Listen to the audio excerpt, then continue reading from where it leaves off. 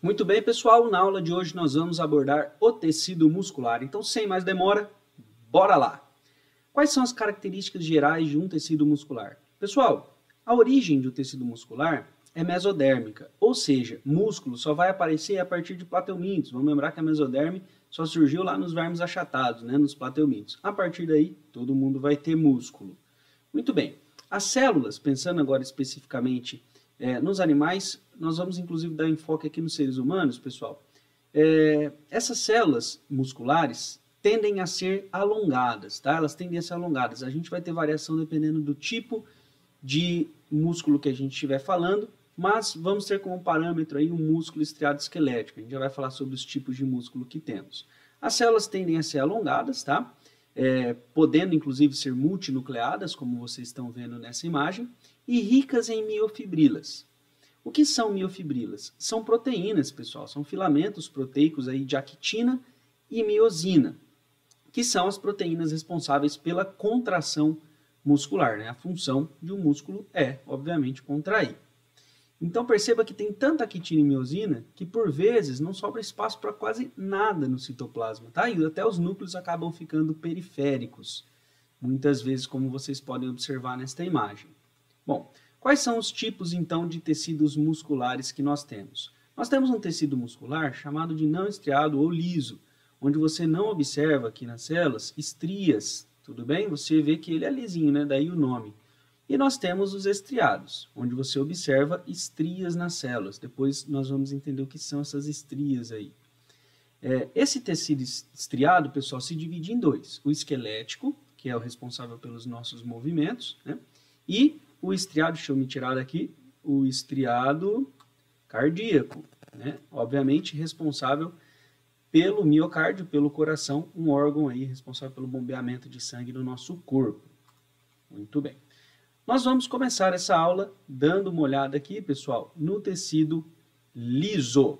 Então, bora lá.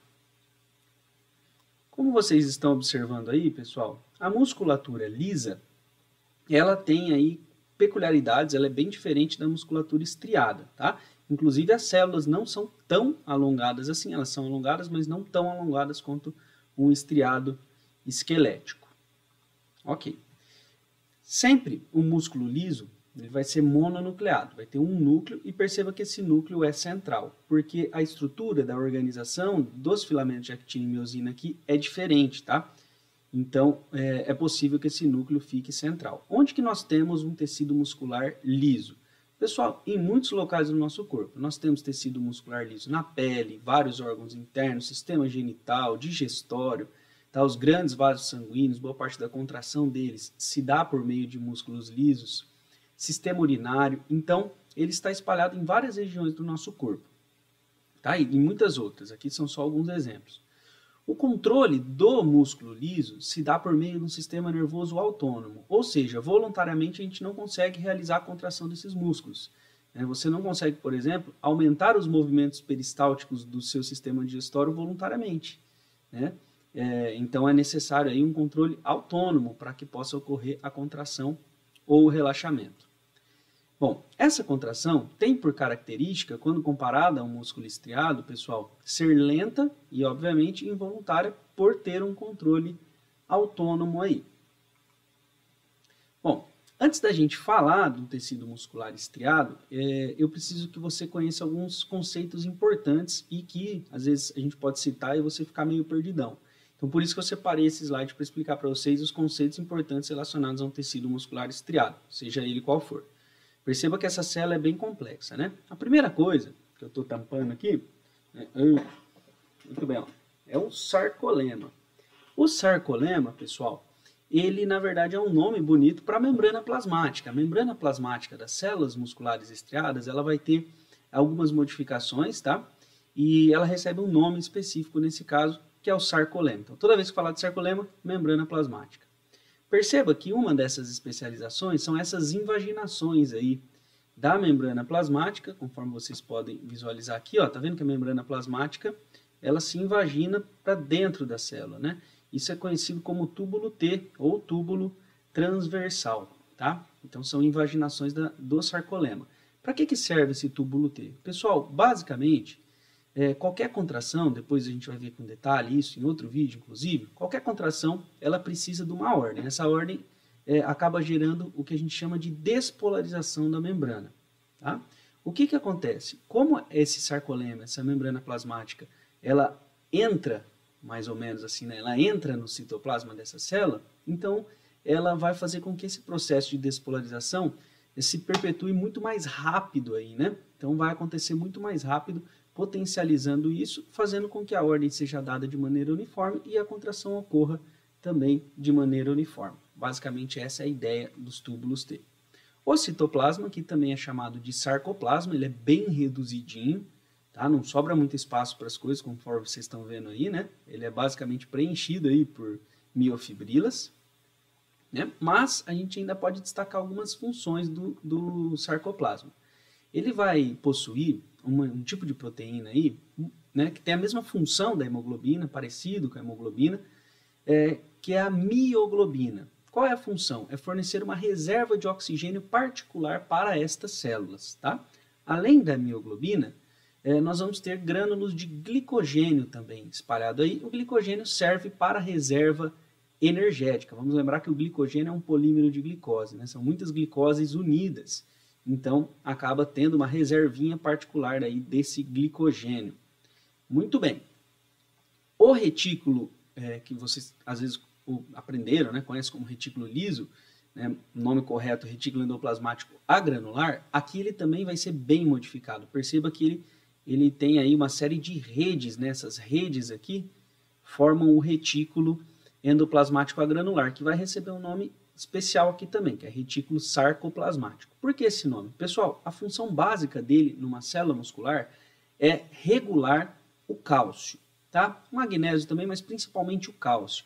É ele que promove uma grande liberação de cálcio e nós vamos estudar num outro vídeo, tá? Eu já vou deixar o link para vocês aqui também, pode já quem quiser ir assistir. É este cálcio que vai possibilitar o processo de contração muscular acontecer. Então é muito importante o retículo sarcoplasmático. Bom, e como que se organiza toda essa estrutura aí dentro de uma célula estriada? Pessoal, nas células estriadas, nós temos uma unidade funcional que é o sarcômero, tá? Então, se você der uma olhadinha aqui, isso aqui é uma célula apenas, tá bom? Então, se você olhar uma célula, ela tem uma série de miofibrilas, que são os filamentos de actina e miosina, e eles se organizam aí em sarcômeros. Bom, perceba que esses sarcômeros têm uma banda A, banda I, linha Z, né, o disco Z, enfim. Vamos entender como é que são todas essas coisas olhando esta imagem aqui. Isso aqui é uma microscopia eletrônica de transmissão. Então, é um maior aumento que a gente consegue aí na biologia para estudar as estruturas internas, né? Então, perceba que basicamente o que acontece, pessoal? Nós temos um filamento grosso, que são os filamentos de miosina, e nós temos filamentos finos, que são os filamentos de actina, ok? Bom, o que acontece, pessoal? O filamento grosso, ele vai movimentar os filamentos finos, tá? Então, de maneira bem resumida, esses filamentos finos acabam se encontrando aqui no meio. Este vem para cá e este vem para cá, se encontrando no meio. Quem promove essa movimentação são os filamentos grossos. Onde que esse filamento fino está ancorado? Nessas linhas chamadas de linha Z. Então, aqui é uma linha Z, aqui outra linha Z, aqui nós temos um sarcômero. As linhas Z delimitam o sarcômero, tá? O espaço que você percebe aqui, né, na microscopia, que está em branco, mais clarinho, a gente chama de banda I, que é a banda isotrópica. E esse espaço aqui, em que nós temos uma parte mais escura, né, onde os filamentos de actina vão acabar entrando, nós chamamos aqui de banda A. Então, perceba que na banda A nós temos uma sobreposição de filamento grosso e filamento fino em alguns momentos, tá?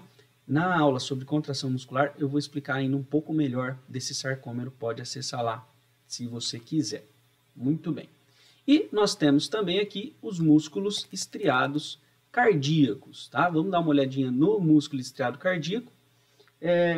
Tudo isso que eu falei, na verdade, é sobre músculo estriado de maneira geral. Agora a gente vai dar uma olhadinha no estriado cardíaco propriamente dito. Então, beleza. Pessoal, o músculo estriado cardíaco vai formar, obviamente, o coração. Você perceba que ele tem uma forma mais alongada do que o liso, né? Mas não tão alongado quanto um estriado esquelético. Tá? Normalmente, e diferentemente do estriado esquelético, tá? Ele vai possuir apenas um núcleo. O controle desse músculo estriado cardíaco, pessoal, ele se dá por meio do sistema nervoso involuntário. Isso também é uma diferença com relação ao estriado esquelético, tá? Então, nós não controlamos conscientemente o nosso coração. Essa é uma verdade absoluta, né? Se vamos extrapolar para conceitos mais filosóficos. Mas, com certeza, você não consegue agora, se quiser, aumentar o batimento do seu coração. Eu poderia aqui fazer uma edição nessa aula e colocar a menininha do exorcista aqui gritando na sua cabeça, aí seu coração aceleraria. Será que eu posso fazer isso daí? Não ia ser legal, hein? Será que em qualquer momento dessa aula pode aparecer a menininha do exorcista gritando e você ativar o seu músculo estriado cardíaco? Bom, pode ser, ou não, tá? Fica tranquilo, não vou fazer isso nessa aula não. Mas de repente numa aula de sistema nervoso para explicar, eu vou fazer isso, uma boa ideia. Muito bem. A contração aqui, pessoal, ela é bem vigorosa. É muito mais vigorosa do que no músculo liso. E, né, assim como no músculo esquelético, também é bem vigorosona. Mas aqui, pessoal, ela tem uma grande diferença. Ela é rítmica, tá? Existe uma série de mecanismos para manter esse ritmo, é bem interessante também. Numa próxima aula sobre sistema nervoso, a gente dá uma olhadinha nisso. Uma peculiaridade do tecido estriado cardíaco são os discos intercalares. Tá? O que são discos intercalares? São estruturas que promovem uma contração sincronizada e uma maior adesão entre as células do coração. Tá? Se você der uma olhadinha aqui, pessoal, esse aqui é uma microscopia óptica, né? Você pode perceber que essas células parece que tem uma ondulação entre elas aqui, e tem mesmo. Isso aqui é o que mantém elas bem grudadinhas. Tá? Do que é feito esse disco intercalar? Ele é feito de estruturas, de especializações da membrana, pessoal. Vou citar as duas para vocês aqui. Desmossomos, que servem basicamente para manter aderida a essas células, é como se fosse um grampo entre as células, e as junções comunicantes ou junções do tipo gap, que servem para que o citoplasma dessas células fiquem comunicados também. Isso permite com que a contração ocorra de maneira completamente sincronizada. Tá? Então, esse conjunto de especializações da membrana vai formar o que a gente chama de disco intercalar, específico aqui do tecido cardíaco.